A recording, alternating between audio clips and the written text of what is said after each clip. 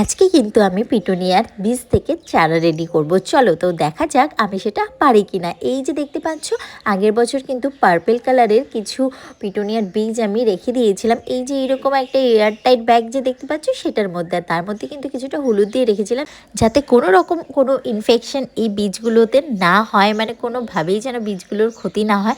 তো দেখা যাক এই বীজগুলো থেকে গাছ হয় কি হয় না। চলো তো দেখাই তোমাদেরকে প্রসেসটা। এই যে আমি একটা কিন্তু মাটি রেডি করে নিয়েছি, যেটাতে কিন্তু বাগানের মাটি রয়েছে কিছুটা, আর কিছুটা রয়েছে ভার্মিকম্পোস্ট। আর তারপরেই কিন্তু আমি এর মধ্যে সব বীজগুলোকে দিয়ে দিচ্ছি, আর তারপরে কিন্তু আবার ভার্মিকম্পোস্ট দিয়ে জাস্ট ফিল করে দিব একটু, মানে ওপরে বীজের উপরে হালকা করে জাস্ট দিয়ে দিব, ব্যাস তাহলেই কিন্তু হয়ে যাবে। আর তারপরে কিন্তু এরকম একটা আমি পাত্র নিয়েছি, মানে পট নিয়েছি, যেটার মধ্যে কিন্তু এরকম ঢাকনা দেওয়া যায়। এইগুলো কিন্তু মিষ্টির দোকানেই তোমরা পেয়ে যাবে।